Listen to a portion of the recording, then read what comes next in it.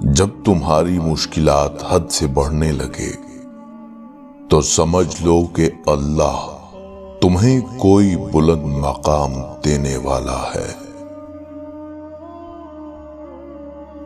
مومن کے لیے ہر وہ دن عید کا دن ہے جس دن وہ گناہ نہ کرے۔ ہر اس دوست پر بھروسہ کرو جو مشکل میں تمہارے کام آیا ہو۔ انسانیت بہت بڑا خزانہ ہے، اسے لباس میں نہیں انسان میں تلاش کرو۔ خدا کے نزدیک کسی انسان کی عزت جتنی زیادہ ہوتی جاتی ہے اس کا امتحان بھی اس قدر سخت ہوتا چلا جاتا ہے۔ ناشکری نعمت کو زوال پذیر کر دیتی ہے۔ صبر ایک ایسی سواری ہے جو اپنے سوار کو کبھی گرنے نہیں دیتی، نہ کسی کے قدموں میں نہ کسی کی نظروں میں۔ لوگوں کو دعا کے لیے کہنے سے زیادہ بہتر ہے ایسے عمل کرو کہ لوگوں کے دل سے آپ کے لیے دعا نکلے۔ جو ذات رات کو درختوں پر بیٹھے پرندوں کو نیند میں گرنے نہیں دیتی، وہ ذات انسان کو بے یار و مددگار کیسے چھوڑ سکتی ہے؟ دوستی کی زینت ایک دوسرے کی بات برداشت کرنا ہے۔ بے عیب دوست تلاش کرو گے تو اکیلے رہ جاؤ گے۔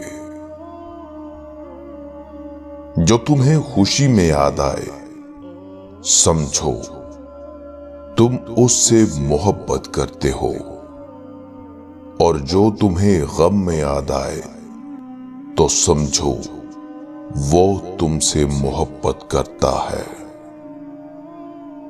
جو شخص ہمیشہ تمہاری خوشی چاہے اس کا اداس ہونا تمہارے لیے فکر کی بات ہے۔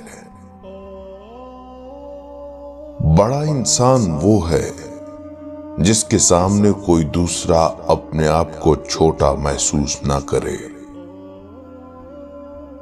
اس سے ضرور معافی مانگو جسے تم چاہتے ہو، اسے مت چھوڑو جو تمہیں چاہتا ہے، اس سے کچھ مت چھپاؤ جو تم پہ اعتبار کرتا ہے۔ اچھا دوست کتنی ہی دفعہ کیوں نہ روٹھ جائے اسے منا لینا چاہیے، کیونکہ تسبیح کے دانے کتنی دفعہ ہی کیوں نہ بکھریں چن لیے جاتے ہیں۔ زندگی میں اگر برا وقت نہ آتا تو اپنوں میں چھپے غیر اور غیروں میں چھپے اپنے کبھی ظاہر نہ ہوتے۔ اپنے خالق سے مانگا کرو جو دے تو رحمت اور نہ دے تو حکمت۔ مخلوق سے مت مانگو جو دے تو احسان نہ دے تو شرمندگی۔ تمہاری نیت کی آزمائش اس وقت ہوتی ہے جب تم کسی ایسے انسان کی مدد کرو جس سے تمہیں کوئی چیز کی امید نہ ہو، جو ذرا سی بات پر دوست نہ رہے وہ دوست تھا ہی نہیں۔ جس کو ایسے دوست کی تلاش ہو جس میں کوئی خامی نہ ہو اسے کبھی بھی دوست نہیں ملتا۔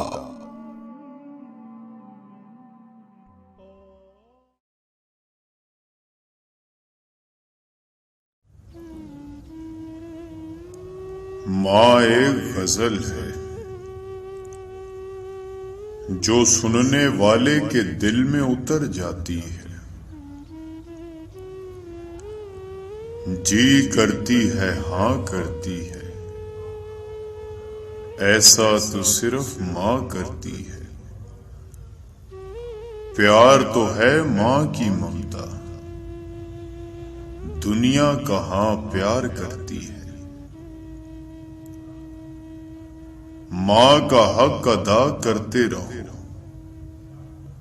قسم ہے اللہ کی اگر تم اپنا گوشت کاٹ کر اسے دے ڈالو، جب بھی اس کا چوتھائی حق ادا نہ ہوگا۔ ماں سچ کہا کرتی تھی کہ فکریں انسان کو بوڑھا کر دیتی ہیں۔ ماں تو ماں ہوتی ہے، پہچان لیتی ہے کہ آنکھیں سونے سے لال ہیں یا رونے سے۔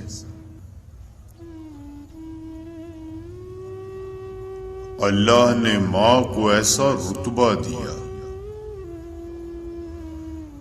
کہ ماں کو مسکرا کر دیکھنا بھی عبادت ہے۔ میرے دل کی مسجد میں جب بھی تیری یادوں کی اذان ہوتی ہے اے ماں،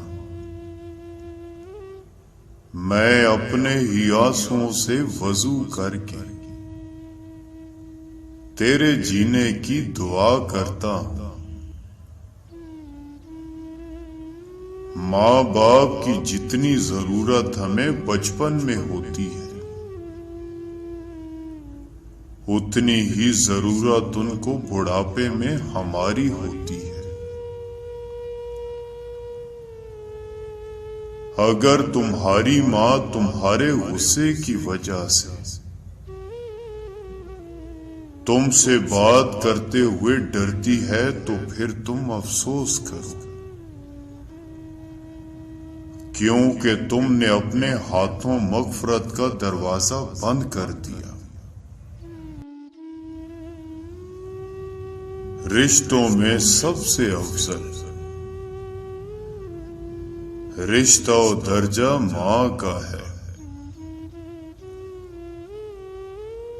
دنیا میں سب سے زیادہ دولت اس کے پاس ہے جس کی ماں زندہ ہے۔ بہترین ہے وہ ماں جو اپنے بچے کو اپنی محنت سے دیندار بناتی ہے۔ مشہور ماں کی ممتا ہے کائنات میں،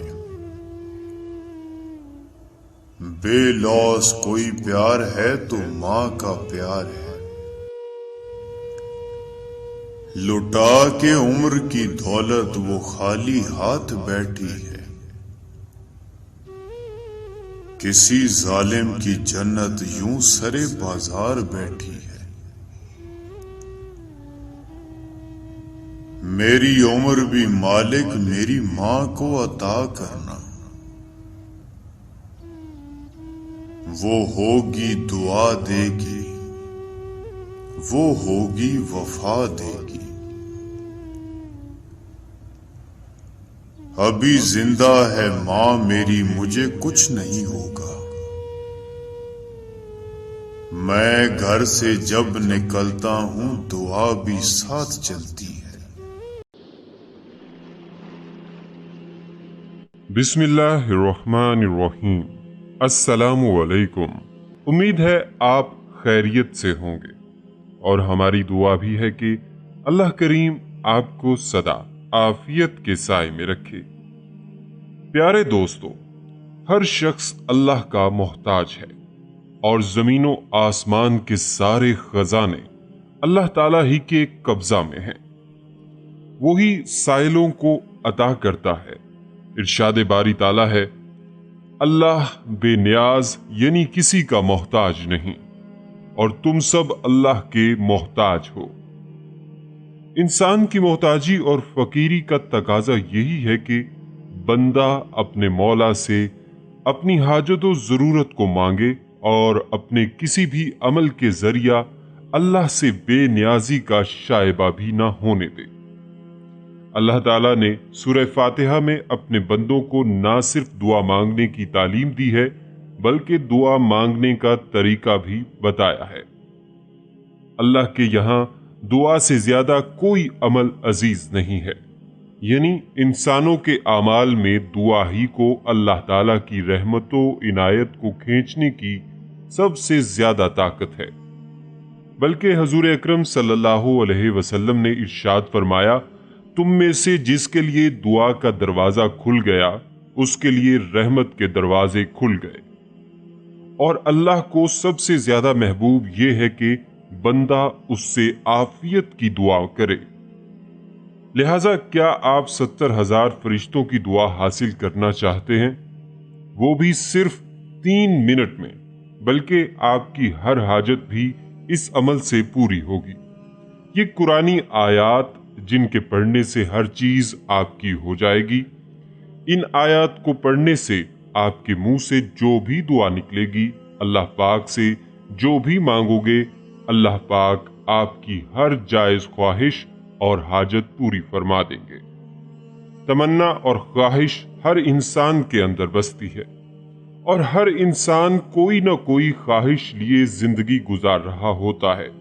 کوئی گاڑی چاہتا ہے، کوئی دولت چاہتا ہے، پسند کی شادی کرنا چاہتا ہے، تو یہ آیات آپ کو ہر مقصد میں کامیابی نصیب فرمائیں گی۔ آپ چاہتے ہیں کہ آپ کو اس وظیفہ کا پورا فائدہ ہو تو اس ویڈیو کو آخر تک ضرور دیکھیے گا تاکہ آپ کی بہتر رہنمائی ہو سکے۔ پیارے دوستو، ہم تمام وظیفے انسانیت کی فلاح کے لیے اپلوڈ کرتے ہیں، لہٰذا اگر ابھی تک آپ نے ہمارا چینل سبسکرائب نہیں کیا ہوا تو سب سے پہلے ہمارا چینل ضرور سبسکرائب کر لیجئے اور ساتھ ہی لگے بیل بٹن کو بھی پریس کر لیں تاکہ آپ کو ہماری اپلوڈ ہونے والی مزید اسلامک اور معلوماتی ویڈیوز کا نوٹیفیکیشن ملتا رہے۔ ناظرین اکرام، قرآن مجید اللہ تعالیٰ کی آخری کتاب اور لاجواب کلام ہے، یعنی وہ آخری اور مستند ترین کتاب جسے دین کے معاملے میں انسانیت کی ہدایت کے لیے محمد رسول اللہ صلی اللہ علیہ وسلم پر نازل کیا گیا ہے۔ اس کتاب ہدایت سے استفادہ انسان تبھی کر سکتا ہے جب وہ اسے پڑھے گا، اس کی تلاوت اور اس کا مطالعہ کرے گا۔ یہ کتاب شفا ہے جو دلوں کے روگ مٹا دیتی ہے اور اہل ایمان کے لیے رحمت بھی ہے۔ اس کی تلاوت سے گمراہوں کو ہدایت اور بیماروں کو شفا میسر آتی ہے۔ یہ ایسا ساتھی ہے جو کبھی بے وفائی نہیں کرتا، یہ ایسا ہم سفر ہے جو کبھی تنہا نہیں چھوڑتا۔ دنیا، قبر اور میدان محشر میں ہر جگہ بھرپور ساتھ دیتا ہے۔ قرآن پاک ایسا دوست ہے جس کی دوستی روز قیامت بھی کام آئے گی۔ اس پر عمل پیرا ہونے سے پستی بلندی میں، جہالت علم میں، اندھیرا اجالے میں اور زوال عروج میں بدل جاتا ہے۔ یہ قرآن ایسا شفیع ہے جس کی شفاعت قبول کی جائے گی۔ حضرت ابو امامہ رضی اللہ تعالیٰ عنہ سے روایت ہے کہ میں نے رسول اللہ صلی اللہ علیہ وسلم کو فرماتے ہوئے سنا، قرآن مجید پڑھا کرو، یہ قیامت کے دن اپنے پڑھنے والوں کے لیے شفاعت کرنے والا بن کر آئے گا۔ ہر مسلمان کے لیے ضروری ہے کہ اسے کم از کم قرآن مجید کی تلاوت کرنا آتی ہو، یعنی وہ دیکھ کر پڑھ سکے۔ نبی کریم صلی اللہ علیہ وسلم نے ارشاد فرمایا، جس شخص نے صبح کے وقت 3 مرتبہ اعوذ باللہ السمیع العلیم من الشیطان الرجیم پڑھا اور اس کے بعد سورہ حشر کی آخری 3 آیات پڑھیں تو اللہ تعالیٰ 70,000 فرشتوں کو مقرر فرما دیں گے جو شام تک اس کے لیے رحمت کی دعا کرتے رہیں گے، اور اگر وہ اس دن میں مر گیا تو شہید مرے گا، اور جس شخص نے شام کے وقت اس عمل کو پڑھا تو اس کے لیے بھی یہی فضیلت ہے، یعنی شہادت کا درجہ اور صبح و شام حفاظت۔ اس حدیث کو حضرت معقل بن یسار رضی اللہ تعالیٰ عنہ نے روایت کیا ہے۔ اسی طرح ایک اور عمل نوٹ کر لیں، یہ عمل اس طرح کرنا ہے: سب سے پہلے آپ پاک صاف ہو کر وضو کرنا ہے، پھر درود پاک پڑھنا ہے، پھر سورہ حدید کی پہلی 10 آیات کی تلاوت کرنی ہے، اور اس کے بعد سورہ حشر کی آخری 10 آیات کی تلاوت کرنی ہے۔ اس کے بعد ایک بار درود پاک پڑھنا ہے۔ دن میں ایک بار آپ نے یہ عمل کرنا ہے۔ جب بھی آپ کو کوئی حاجت ہو، کوئی بات پوری کرنا چاہتے ہوں تو یہ آیات پڑھ لیں۔ ان کی فضیلت سے آپ کی ہر دعا اور ہر بات انشاءاللہ پوری ہوگی۔ آپ اپنے کسی بھی مقصد کو پورا کرنے کے لیے ان آیات کی تلاوت کر سکتے ہیں۔ دوستو، یاد رکھیں کہ قرآن مجید سیکھنے اور سکھانے کو نفلی عبادات سے بھی افضل قرار دیا گیا ہے۔ ابن ماجہ میں حدیث مبارکہ ہے کہ حضرت ابو ذر روایت کرتے ہیں، حضور صلی اللہ علیہ وسلم نے فرمایا: اے ابو ذر، اگر تو جا کر اللہ کی کتاب کی ایک آیت کسی کو سکھائے تو یہ تیرے لیے 100 رکعت پڑھنے سے بہتر ہے۔ جب اللہ تعالیٰ نے ہمیں یہ عظمت و برکت و ہدایت و نور اور شفا و رحمت والی کتاب عطا فرمائی ہے تو ضرورت اس امر کی ہے کہ ہم اسے محبت سے پڑھیں۔ پڑھنا نہیں جانتے تو پڑھنا سیکھیں، اور سیکھنے میں کسی قسم کی جھجک محسوس نہ کریں۔ پڑھنا سیکھ لیں تو سمجھنے کی کوشش کریں۔ اس کا بہترین طریقہ یہ ہے کہ قرآن مجید کا ترجمہ پڑھیں اور اسے سمجھ کر اس کے مطابق عمل کریں، تاکہ دنیا و آخرت کی کامیابی حاصل ہو سکے۔ یہ ہماری نجات کا ذریعہ ہے۔ اس مختصر زندگی کو غنیمت جانیے اور وقت نکال کر اس عظیم کام کا آغاز آج ہی سے کیجیے۔ قرآن کریم میں رب کعبہ نے خود فرمایا کہ قرآن رحمت اور شفا ہے، لیکن آج ہمارا کیا حال ہے؟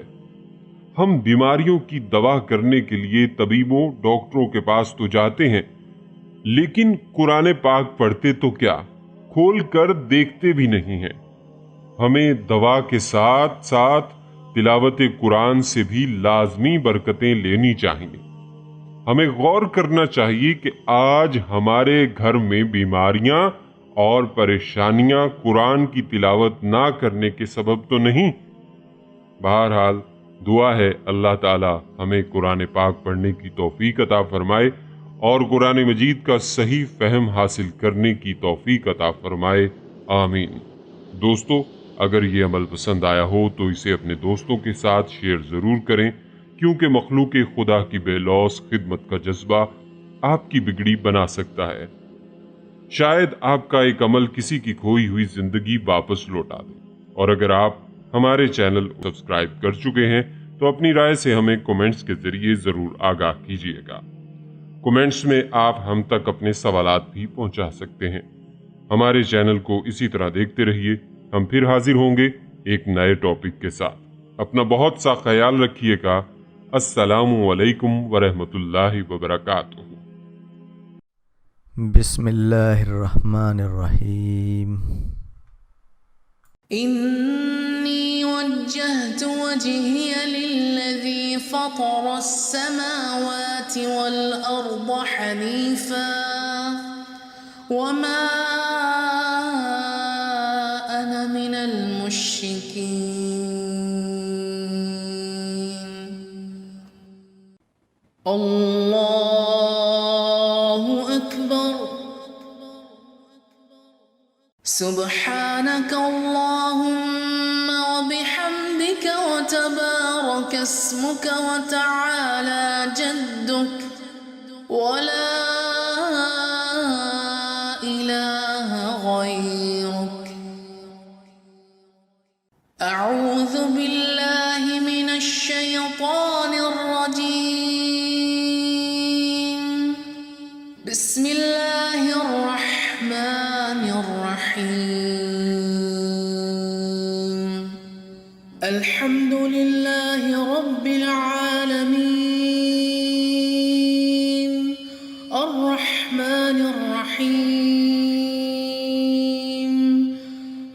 مالك يوم الدين إياك نعبد وإياك نستعين اهدنا الصراط المستقيم صراط الذين أنعمت عليهم غير المغضوب عليهم ولا الضالين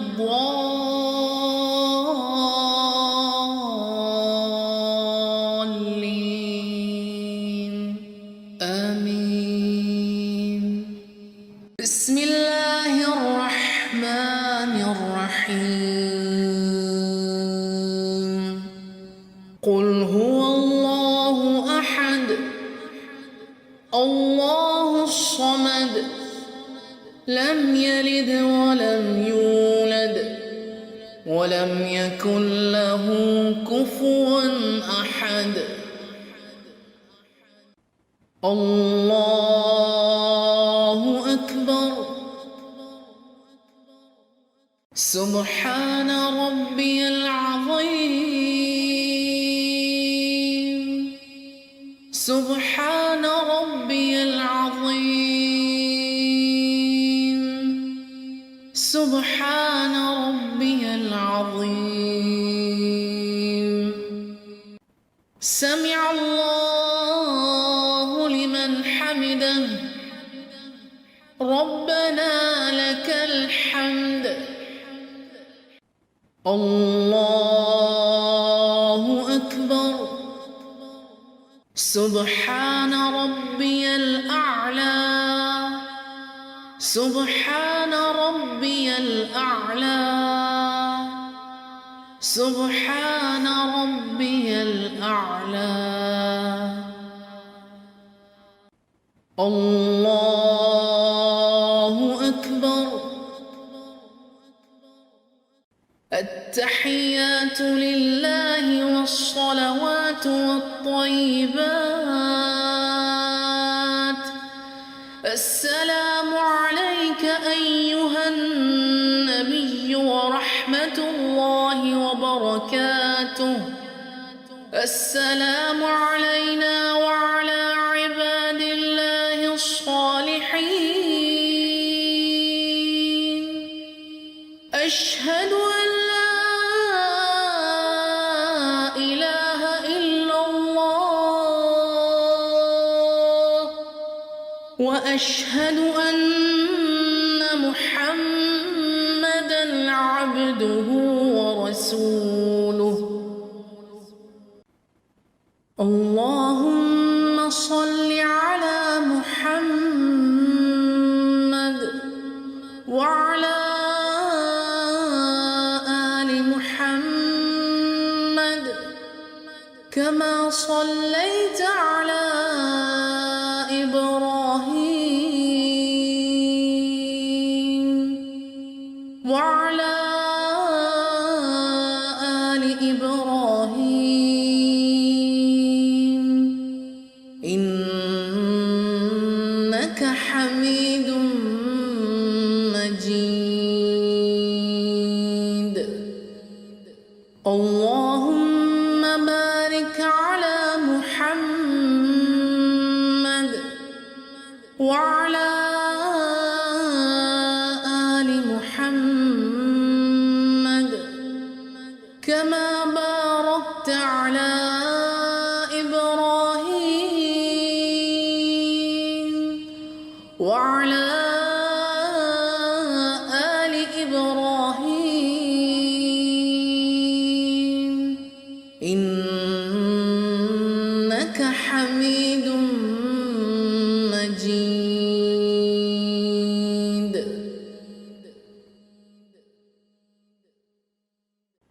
رب اجعلني مقيم الصلاة ومن ذريتي ربنا وتقبل دعاء. ربنا اغفر لي ولوالدي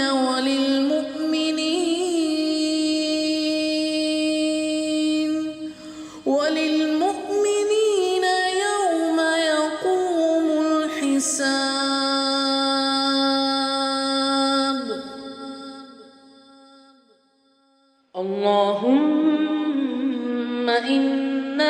ونستعينك ونستغفرك ونؤمن بك ونتوكل عليك ونثني عليك الخير